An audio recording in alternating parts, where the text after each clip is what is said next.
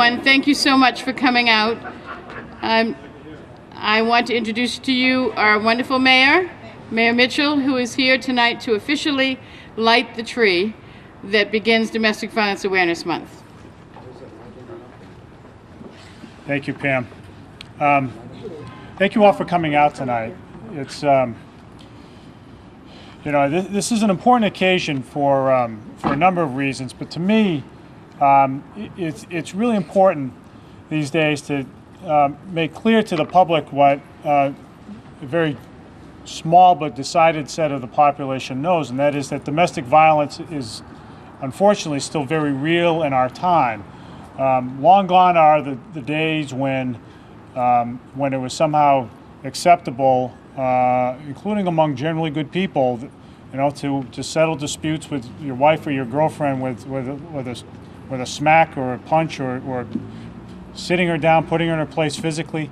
I think most people these days recognize that that's entirely unacceptable. And I think we'd all agree on that. But the reality is that domestic violence is still far too prevalent. If you ask the police chief and his officers, they respond to domestic violence calls on a daily basis. It happens in our city.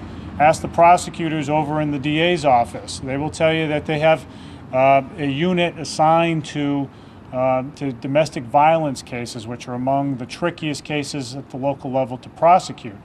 It's very real these days, and so I just want to say thanks to the Women's Center for all they do on a daily basis for victims of domestic violence, taking care of them, making sure they get the services they're entitled to.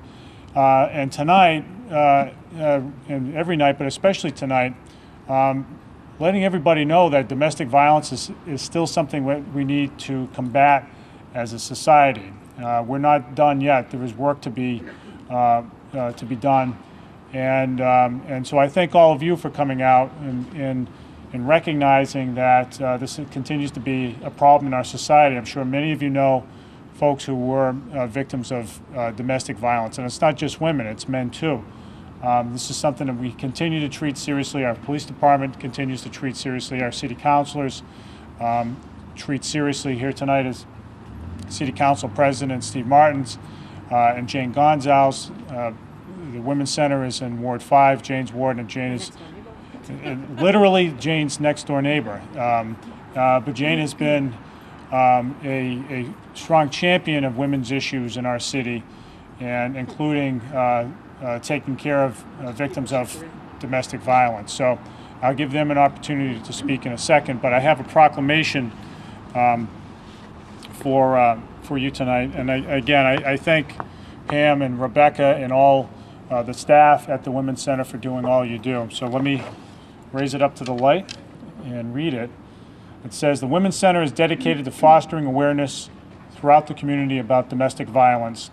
And the Women's Center's Domestic Violence Awareness Campaign is designed to enlighten the citizens of New Bedford and encourage public support for local victims and their families, as well as to renew the New Bedford community's commitment to a nonviolent lifestyle. Members of the community have gathered together tonight to remember victims of domestic violence and to commemorate the 25th year of this nationwide effort. We mark the start of Domestic Violence Awareness Month in the city of New Bedford and light this tree in remembrance of all those affected by domestic violence. The tree will remain lit throughout the month of October to symbolize our community support for all victims of domestic violence. Signed this day by me, the Mayor of New Bedford. Thank you very much. And Pam, where are you, Pam? Oh, there you are. You're right behind me. You're wearing all black. You blended in. Yes. Thank you so much. Thank you. Thank you. Thank you. Want me to announce? Yes, ma'am. Let me, as I said a moment ago, the police department in our city deals with far too many cases of domestic violence, really on a nightly basis. And so let me call Police Chief Dave Provencher up to offer his thoughts about this occasion. This is something that he knows about firsthand. Thank you, Mayor. Thank you, Pam. Thank you, Chief. You know, a lot of people, the mayor included, have often said that I usually start off everything with a joke, and I'm a funny guy. But in all honesty, there's absolutely nothing to grin or smile about tonight as we talk about what's a very serious and significant issue for us here in the city. I consider domestic violence to be the most significant public safety threat that we face, not only here in New Bedford, but in society in general. And I'd like to take just a minute to recognize and thank a few people who are here tonight, who work every single day and night, committing themselves to the safety of women and children who are in danger as a result of domestic violence. Captain Joe Condero is with us tonight, and he has been a long-time supporter and advocate for the safety of families in this city. I know of no one who's worked longer or harder to achieve those goals, and I wanted to publicly thank him and commend him for his leadership and efforts on behalf of the women and children of the city. So thank you, Joe. And I also want to recognize two of my favorite people in the police department. They work tirelessly advocating and helping victims and families who have been the victims of domestic violence. Dot Looks, our night advocate supervisor, and Camille Anderson, our advocate, they do remarkable work shepherding people through the system and giving them help all the way from the day they're victimized until their cases are closed and beyond. So I want to thank them as well for their commitment and their hard work.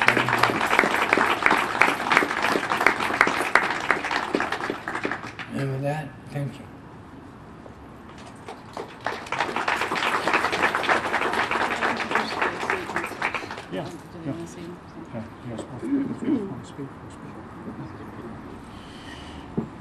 Well, as I said earlier, the City Council is another government agency that has championed support for victims of domestic violence and has emphasized the need to stamp out domestic violence in our city. I'm pleased tonight to be joined by City Council President Steve Martins and Ward 5 Councilor Jane Gonsalves, who I said has been a real champion of women's issues generally and domestic violence in particular. So I'm going to ask both Steve and Jane to come up and offer their thoughts. Thank you, Mayor Mitchell. Before I pass the mic to my colleague on my right, who has been a great advocate in the city on women issues, and she so should be, not only on the council floor, and you'll hear her in a second, but I want to recognize some of our partners on the council who are also strong advocates to domestic violence awareness, and that is Ward 6 City Councilor Joseph Lopes, Ward 4 City Councilor Bruce Duart, and Ward 3 City Councilor Henry Bousquet.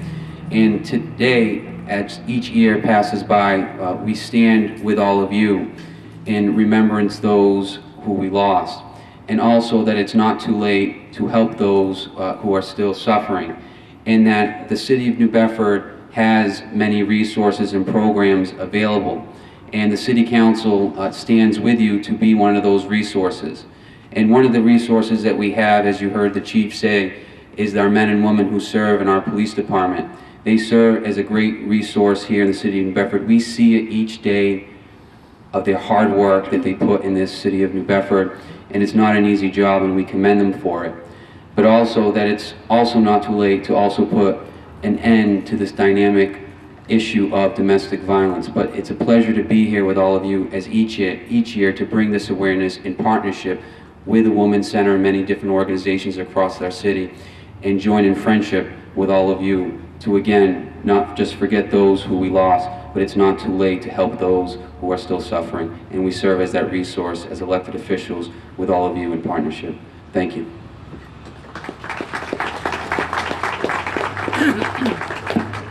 Good evening. Well, I'm happy to be here, but not happy to be here. I was thinking about the parallels between things that we've tried to work on in the past and this issue. For example, drug abuse in New Bedford and domestic violence and AIDS, living with AIDS in New Bedford and domestic violence, and how the parallels are that for a long time people would think it didn't affect them. It was not their kind of people. It was not in their neighborhood.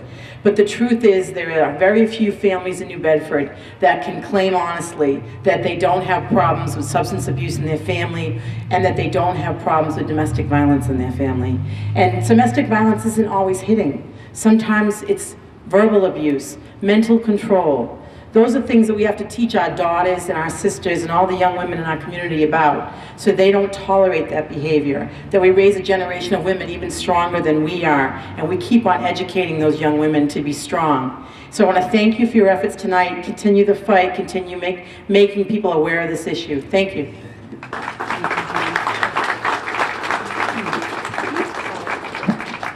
Thank you so much, Jane and Steve. We are, as Mayor Mitchell said, literally Jane's neighbors.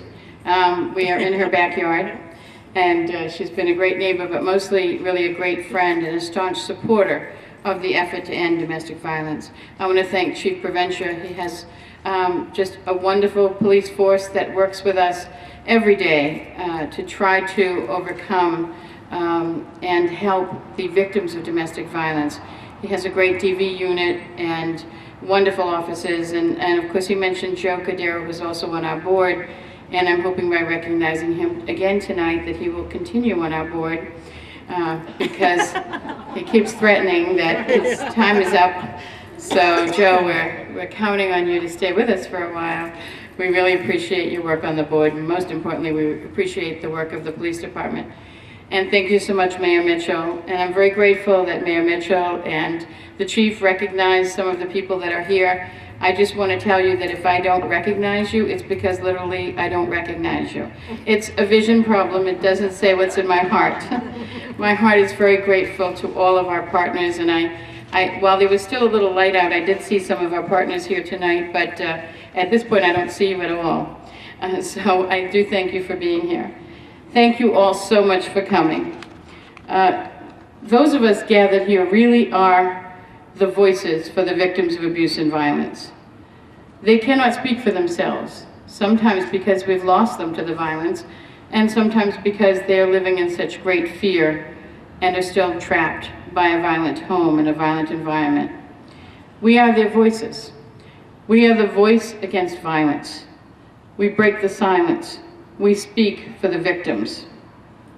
This tree that Mayor Mitchell will light tonight will stay lit throughout the month of October, which is National Domestic Violence Awareness Month.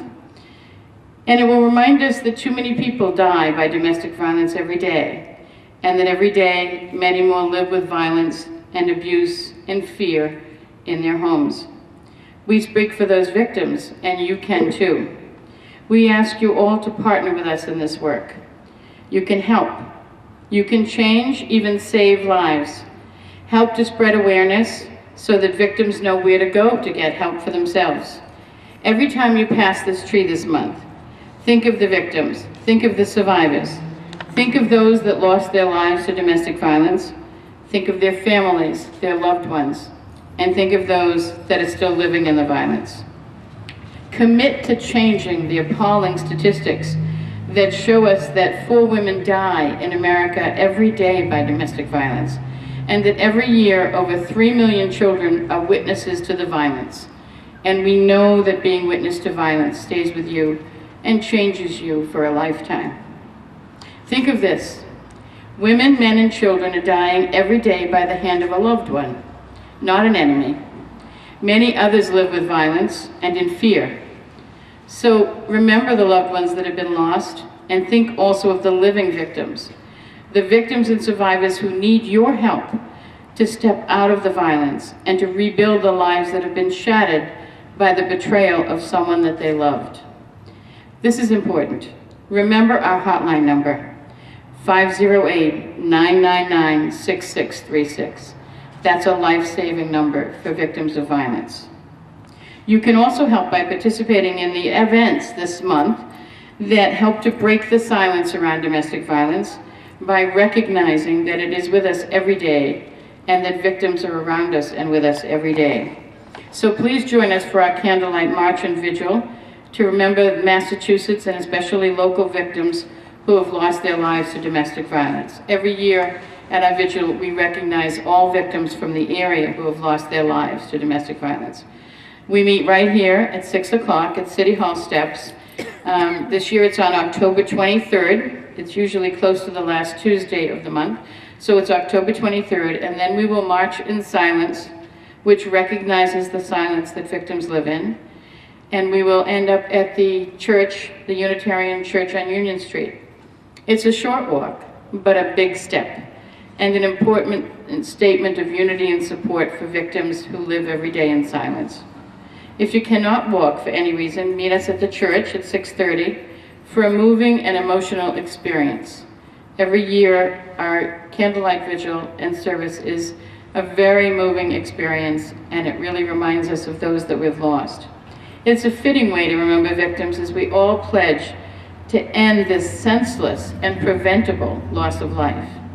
And of course, all month long, you can wear a purple ribbon or one of these bands that we gave out, which is supposed to glow in the dark, but really doesn't. But it will remind you about the victims. You will remember that there are people who lose their lives every day to the violence. And most importantly, speak out to break the silence. Victims need you to speak for them until they can break their own silence. Be the voice against violence. Be their voice.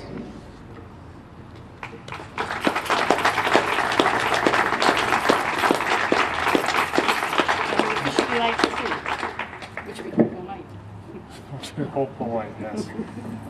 All right, thank you very much, everyone. I think we're ready to light the tree. That's great.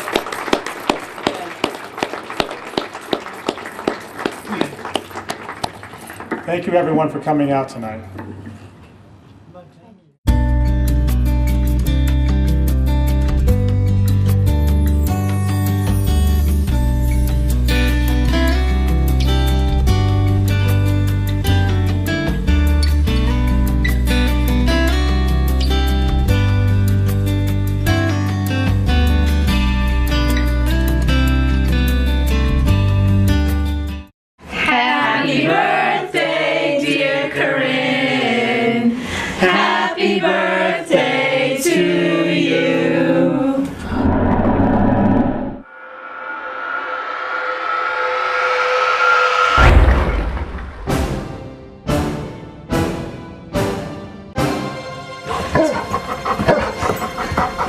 Your choice to recycle can affect more people than you think.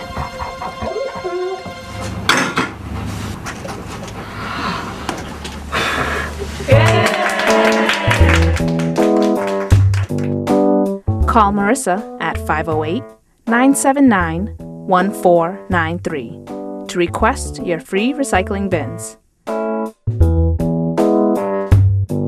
This message was brought to you by the City of New Bedford and UMass Dartmouth Charlton School of Business.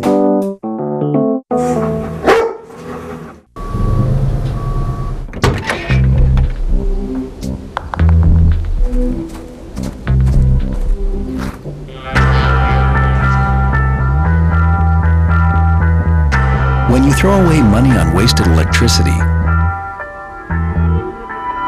you're throwing away everything you could have bought with it. Saving energy saves you money. Learn more at energysavers.gov.